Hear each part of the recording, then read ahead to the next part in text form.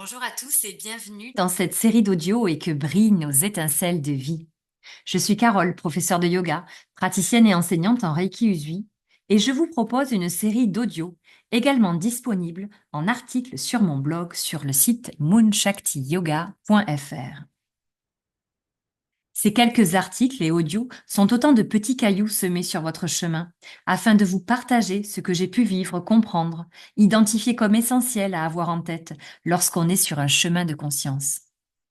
En espérant que ces quelques idées nourriront votre chemin d'amour et de lumière et que vous aideront à avancer dans votre processus d'alignement et de retour à votre unité et à votre sécurité intérieure.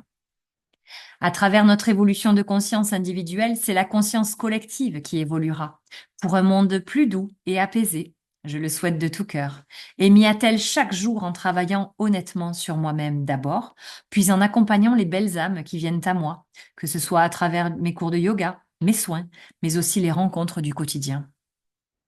Gandhi disait: Soyez le changement que vous voulez voir dans le monde.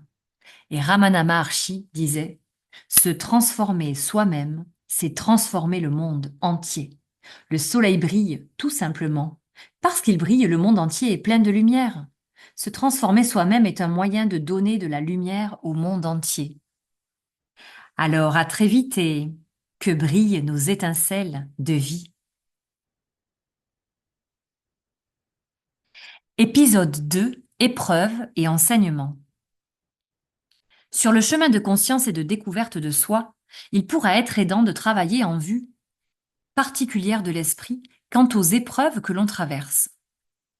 Tant que faire se peut, bien sûr. Car quand on est au cœur de la tourmente, on fait tout simplement ce qu'on peut, minute après minute. Car oui, cheminer en conscience, élever ses vibrations, incarner l'être spirituel que l'on est, ne signifie pas que l'on passera à côté des épreuves ou non, mais plutôt que notre manière de les vivre, de les considérer et de les gérer sera différente. Et c'est bien là qu'est la clé. Dans une interview du podcast Métamorphose, Annick de Souzenel disait à propos des épreuves: Nous avons dans les rituels la conscience que ce n'est que dans l'épreuve que l'homme peut grandir. L'épreuve est absolument nécessaire à exprimer un potentiel plus grand, inconnu encore de tous. Alors si dans notre réflexion sur l'épreuve que nous vivons, nous essayons de remplacer le mot épreuve, aussi douloureuse soit-elle, par le mot enseignement, afin de voir ce que cette épreuve vient chercher en nous et vient nous permettre de transcender. Pas si évident, me direz-vous. Alors peut-être pouvons-nous commencer par appliquer cela sur les petites épreuves du quotidien, par exemple une dispute, une panne de voiture, des clés perdues, afin de peu à peu installer cette nouvelle façon de penser et d'appréhender la vie en nous et d'y avoir recours plus naturellement, même dans les plus grandes épreuves de la vie, telles que la maladie, la séparation, l'accident, la perte d'un proche.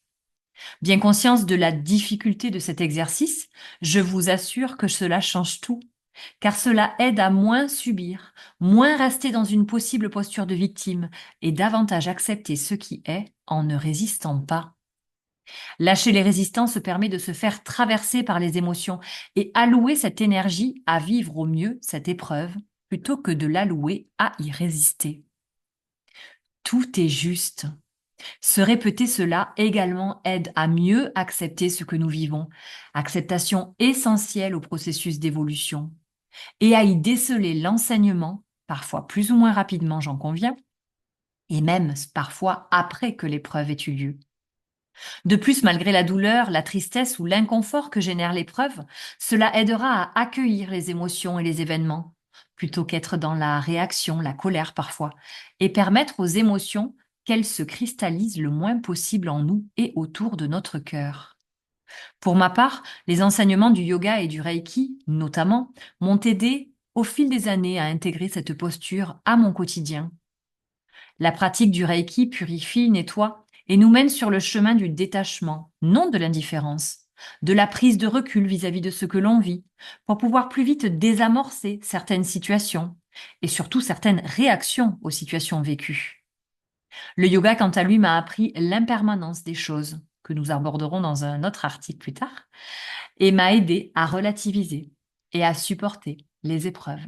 en me disant que la tempête finit toujours par laisser la place au ciel bleu et au soleil, tout comme la lune et la nuit finissent toujours par laisser la place au soleil et au jour.